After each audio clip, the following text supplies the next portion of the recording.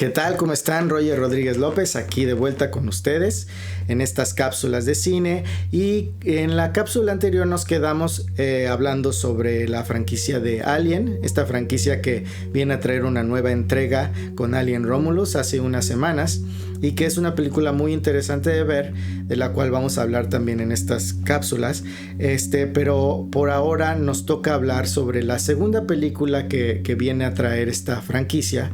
Vamos a hablar de Aliens, que es en realidad la película que completamente afianza esta franquicia, que la convierte en este monstruo dentro del cine de ciencia ficción y de terror, en el que se va a estar desarrollando nuevas y nuevas historias con los años, ¿no? Con las décadas.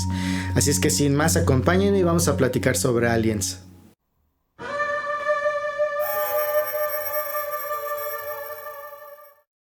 Alien resulta ser un gran éxito a finales de los 70, principios de los 80, que trae todos estos paradigmas dentro del cine de terror y de ciencia ficción, y es lo que provoca que, por ejemplo, el director Ridley Scott cree después Blade Runner y siga toda su carrera como ya la conocemos, ¿no? Como este gran cineasta. De modo que Aliens se empieza a desarrollar 10 años después de que Alien salió. Se toma mucho tiempo porque a lo mejor no se pensaba que se podía explotar más esta película. Sin embargo, llega una persona tan interesante y tan inteligente como James Cameron, llega a proponer hacer una secuela de Alien, ¿no? James Cameron en ese entonces no tenía tanto bagaje como cineasta, como director. Es una historia muy similar a la de Ridley Scott, en la que Ridley Scott no traía tanta experiencia, no traía muchas películas en él, pero lo contratan para hacer Alien. De esta manera, James Cameron llega a proponer la película de Aliens después de haber hecho Terminator, que pues Terminator resultó ser un gran éxito y de cierta manera podía lograr que lo escucharan para traer nuevas ideas, ¿no? Convence a los ejecutivos, convence al estudio de poder hacer Aliens, que iba a ser algo muy remunerado, que iba a ser un proyecto muy, muy, muy grande, que iba a traer mucho capital, y le dan la luz verde, ¿no? Se junta el presupuesto para hacer la filmación y se filma en los estudios Pinewood en Inglaterra, en Londres. La idea original de James Cameron en la secuela de Aliens era hacer todo lo mismo que Alien, pero más grande y más espectacular, ¿no? ¿Por qué tener solamente un Alien si podías tener muchos Aliens? ¿Por qué tener una pequeña nave de Aliens si podías tener una nave gigante? De modo que el chiste era hacer todo más grande. ¿Por qué tener una tripulación de trabajadores si podías tener a unos soldados obviamente te iban a garantizar acción total, ¿no? Balazos, persecuciones, acción. De modo que el concepto principal de la película toma un giro. Ya no se trata solamente de una película de horror o una película de ciencia ficción, se trata de una película de acción, ¿no? Es una película de acción con horror, con ese horror que todavía se puede garantizar gracias a la criatura tan impresionante que fue desarrollada, y esa es la forma como puede convencer a los ejecutivos de poder realizar este nuevo proyecto. Cuando la película empieza a desarrollarse, empieza a haber ciertas fricciones. James Cameron, a pesar de haber hecho ya la película de Terminator y Piranha 2, él estaba muy acostumbrado a su forma de trabajo, que de cierta manera era una forma de trabajo muy indie, muy cine independiente.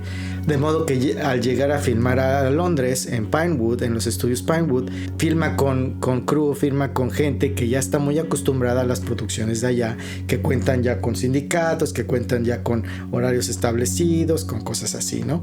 De modo que eso no se ajusta mucho a la flexibilidad que James Cameron buscaba, a la que estaba muy acostumbrado, ¿no? Se habla mucho de historias en las que se daban los breaks de tomar el té en Inglaterra, que eran por medio del sindicato, y eso no le agradaba para nada a James Cameron, ¿no? Él creía que eran innecesarios esos breaks y siempre terminaba de mal humor y terminaba gritándole a la gente, ¿no? Y entonces empezaba a haber muchas fricciones.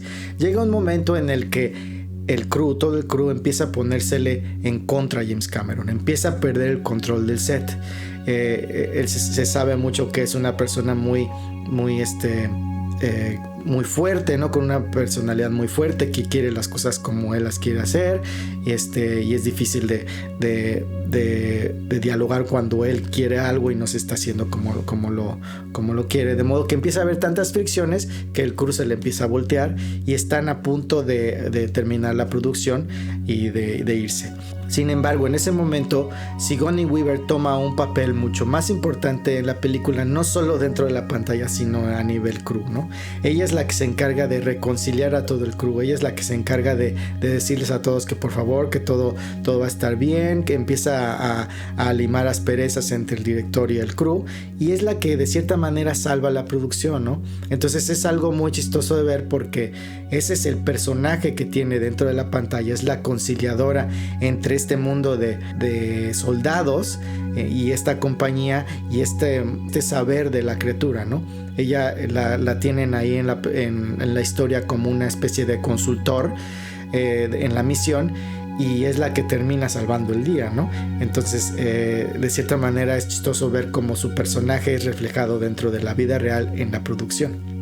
Otro factor que casi termina con la producción y que es muy importante mencionar es lo que sucede con el personaje del coronel Hicks. El coronel Hicks iba a ser interpretado por James Remar. De hecho, filmaron ya varias semanas con él, con el actor. Sin embargo, en algún momento se descubre que está en posesiones de drogas y que incluso había estado haciendo uso de ellas.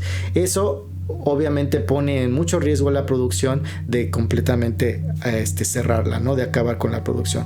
De modo que deciden simplemente regresarlo a Estados Unidos y digamos que lavarse las manos, ¿no? Para evitar que se cierre la producción. Eso provoca que tengan que buscar a un reemplazo. El coronel Hicks es uno de los principales personajes de la película. Era el personaje que iba a entablar una relación más cercana con Ripley y que iba a crear esta especie de familia con Newt y Ripley, ¿no? Sin embargo, ya no podían filmar con James Remar y no tenían presupuesto para hacer tomas de nuevo o refilmar lo que ya habían filmado con él. De modo que buscan el sustituto y en algunas escenas terminan usando lo que ya habían filmado con James Remar, pero lo hacen de una manera muy, muy inteligente en la que casi no se ve, ¿no? Casi no se nota. A quien contratan es a Michael Biehn. Michael Biehn recibe una llamada y le dicen: ¿estás libre? Vente para acá a Londres, ¿no?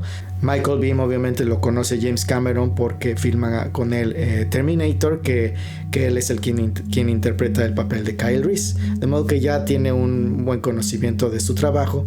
Y en el momento en el que llega a Londres, James Cameron se pone a trabajar con él para darle forma al personaje, y simplemente lo que hacen es tomar el personaje de Kyle Reese de Terminator y darle ciertos cambios, cierto moldeo para tener este nuevo personaje del coronel Hicks. Este cambio resulta ser muy trascendental dentro de la película porque la actuación que realiza Michael Biehn resulta ser muy importante en la dinámica que genera con Sigourney Weaver, que es Ripley, y con Newt.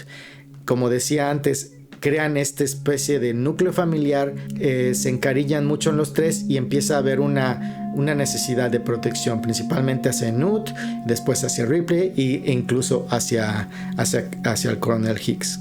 Sin este núcleo familiar que se crea entre los tres, no hubiera existido ese fundamento para el resto de la película. La película es una película de acción con muchos balazos, muchos monstruos, muchos sustos. Sin embargo, si no hubiera tenido este núcleo tan fuerte, no hubiera funcionado. Todas las películas que muestran esta relación humana, esta relación de familia con la que nos podemos identificar todas las películas que resultan ser un gran éxito, tienen esta relación humana con la que nos podemos proyectar constantemente. Ya con los años se ha hablado de este cambio del actor, pero no se habla mucho de James Remar porque es un punto delicado, ¿no? No sé, los mismos actores no quieren hablar de eso, nunca quieren mencionar nada de eso, y en realidad no sabemos qué hubiera pasado si James Remar hubiera seguido interpretando este papel y si hubiera funcionado de la misma manera este núcleo familiar que se crea entre los tres personajes. Sin embargo, lo que hace Michael Biehn es muy interesante y es algo fundamental para la película. La película resulta ser también una obra maestra en la que normalmente las secuelas pueden tener un poco de eficiencia comparándolas con la original, porque siempre la original es como lo más impactante.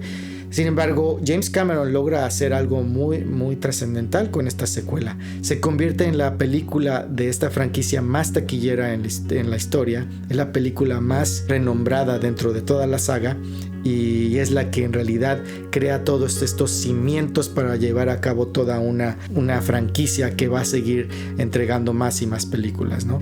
Gracias a Aliens es cuando se da luz verde a una película como Alien 3, como Alien Resurrection, y posteriormente se crean ya las películas de Alien Covenant, de Prometheus y todo eso, ¿no? Hasta ahora llegar a Alien Romulus.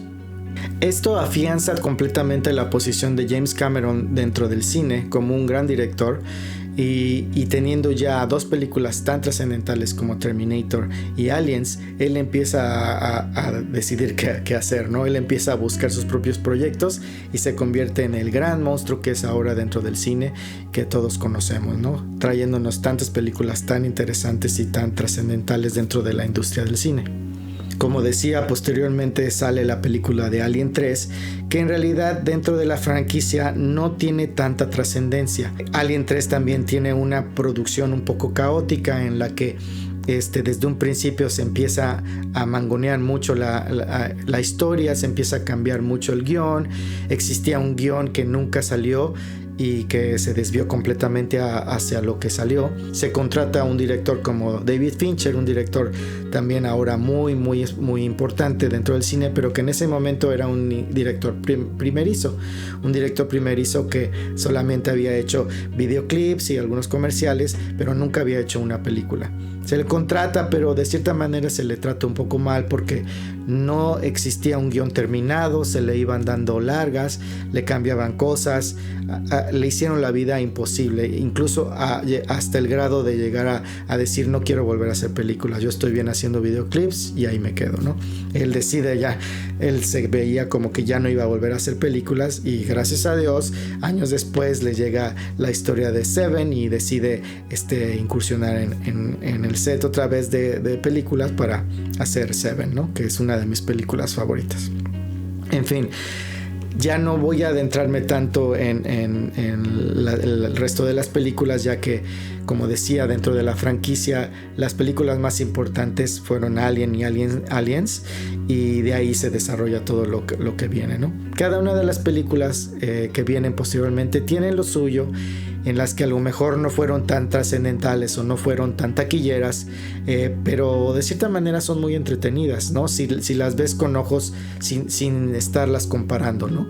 Alien 3, obviamente, si la comparas con las otras dos películas, pues no tiene el mismo nivel. Sin embargo, creo que es una idea muy interesante a final de cuentas, ¿no? Desarrollada en una cárcel en la que solamente hay hombres y lo único que quieren es sobrevivir, ¿no?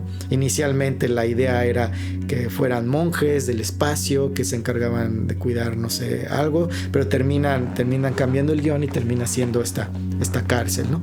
Y después Alien Resurrection, que sucede miles de años después, en la que ya se había extinguido incluso la especie de alien, y ellos por medio del ADN lo recobran, y es una especie de una perspectiva más romántica hacia la criatura, ¿no? Entonces cada una de las películas tiene distinto enfoque que pues era una manera de tratar de cambiar un poco, de añadirle algo a la historia, ¿no? No funcionan muy bien, pero pues así es como sucede en las franquicias, ¿no? Tienen que andar buscándole el otro lado a la moneda y tratar de traer algo nuevo para atraer a la gente a la cartelera.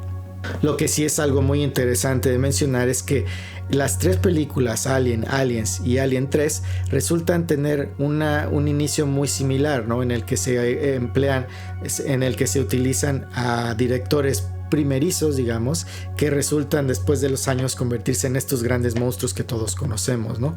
Ridley Scott, James Cameron y David Fincher. Y por ahora lo vamos a dejar así en esta segunda cápsula, hablando sobre la franquicia de Alien. En una tercera cápsula ya vamos a hablar por fin de Alien Romulus, que ya sé, la estoy haciendo un poco cansada para hablar sobre esa película, pero creo que era más importante hablar sobre los inicios de la franquicia, de lo importante que son Alien y Aliens para la franquicia. Y voy a mencionar un poco sobre las otras películas, pero en realidad me voy a adentrar más en Alien Romulus. Así es que por ahora los dejo y que estén muy bien. Hasta luego.